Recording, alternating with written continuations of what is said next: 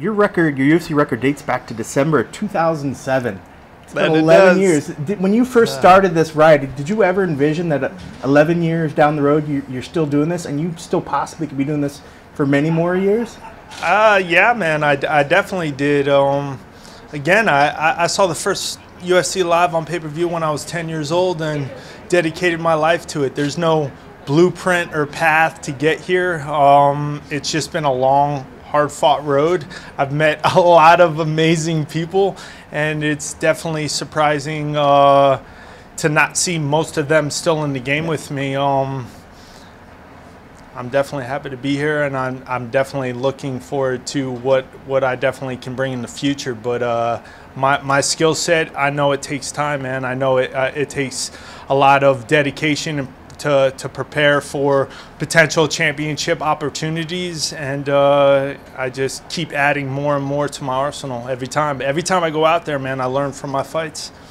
And you raised a point I didn't really even think. Like you've been watching these guys that were there with you, retiring the game, leaving. I mean, every time does that happen, do you have that moment where you look at yourself and think like, well, one, how do I stay fresh? You know, how does it stay fresh for you? And do you think, well, do I still got it? I mean, I still got a long way to go. I mean, what goes through your mind when you see these guys that you might have fought on the card with, and you're like, wow, he's retiring, you know, like what goes through your mind at that point? You know, is it, let's just keep going? You know, what happens when that happens?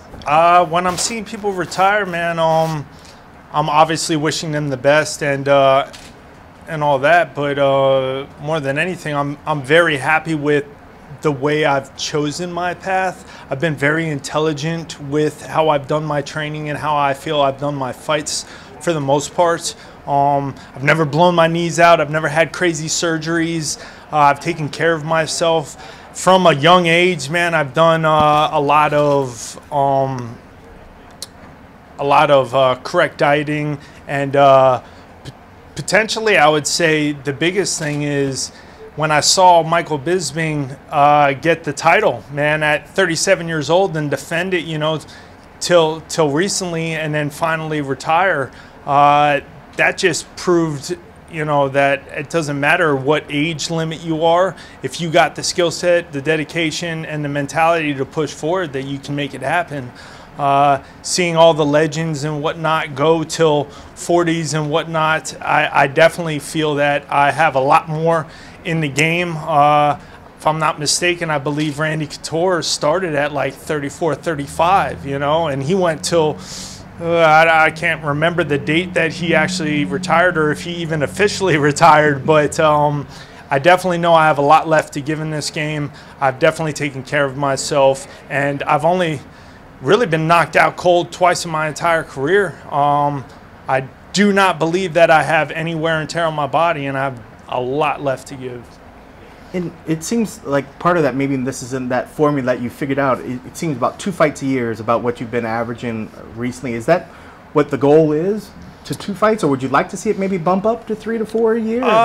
3 or 4 was more or less, I feel, what I was trying to do. But the reality is, I actually was talking to the driver when coming over here, and he was kind of trying to figure out the difference between our sport and like football and basketball and all that. And I was like, well, 3 to 4 times a year is probably the most ideal, but we're looking at 8 to 12 week training camps. So if you're doing an 8 to 12 week training camp, that's really only 4 fights max, and that's not even including if you need some downtime for injuries, or hell, man, just getting sick or whatnot might take you out for a week, and then the recovery time from that and getting back into it. And you know, if I've really never taken a vacation, this is a year-long sport. It's not a seasonal sport. At least if you're not as dedicated as I am, it's not seasonal. And I've definitely known that for a very long time that that's the way it is, and we just grind, man, every single day to get better. Coming in, both of you guys have a couple losses coming into this. Is it any extra pressure to get that win? You know, a lot of guys have always thought, oh, 3 is that magic number. I can't get that 3rd loss. But do you think about any of that sort of stuff? Is there any extra pressure to get that win, to get back on the winning thing so you can clear that number? Or is it just going out and get a good performance, show up and be the best you for this fight, and you don't put any extra pressure on yourself? I think it's definitely smart not to put any extra pressure on you.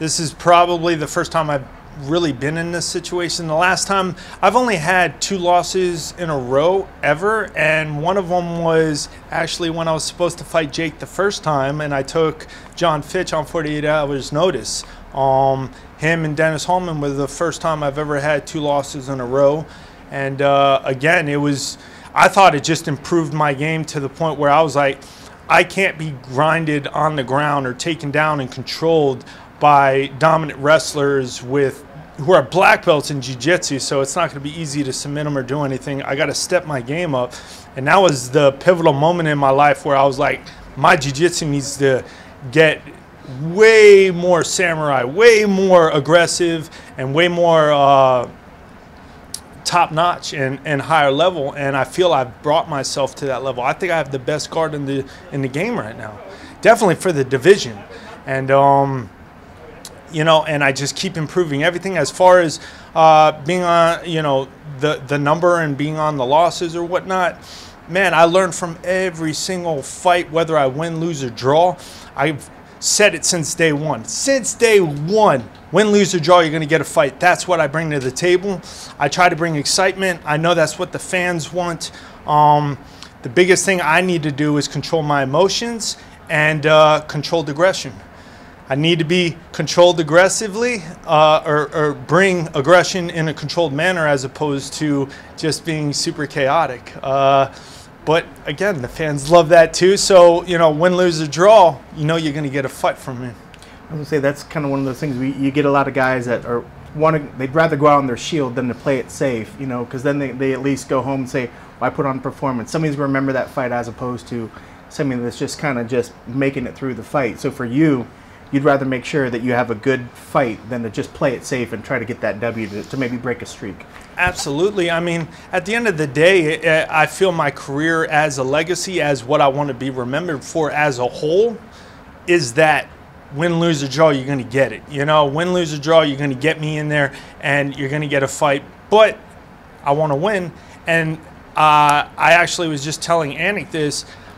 Because that's my mentality and because that's my style that I bring to the table, unfortunately, it can be a crutch. It can be a handicap at times because I'm trying to bring a game plan and a style that is very, very hard, like to be so good in all these different aspects of the game and be aggressive in all these different aspects of the game. That, man, it takes super amount of time, and luckily I feel that I do have the talent and the skill set to make that style a reality. It just, man, sometimes it takes some learning experiences, which I feel I have learned from.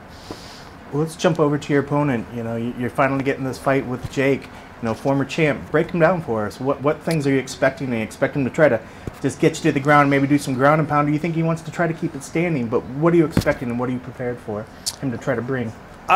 Jake's a veteran, man. He's definitely been in the game. If you look at his record, yeah, he's had a lot of losses, but all those losses, for the most part, every single one of them were top 5, top 10 contenders. Past champions, you know, like they're all the highest level. So I know where his skill set is at, but I also know where mine's at. And if he wants to stand and bang, everybody knows I'm down with that. Everybody knows that, man, I come from a Dutch kickboxing style, and I'm going to let 8 limbs fly. I got shins to the head. I got knees to the face. I got elbows. I got punches. And if he wants to go to the ground, I got slick jiu-jitsu. And again, I think I got the best guard in the game. So that's going to be a very, very tough spot for him to try to win as well. Building off of that, you know, you guys are both fighters that seem to be do or die fighters. You know, you go out on your shield or you end up winning by an exciting finish.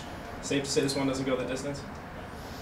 I never try to go the distance. I think going to the judges is a failure in my eyes. I come in every time. Honestly, man, I definitely don't see this going to the judges, no.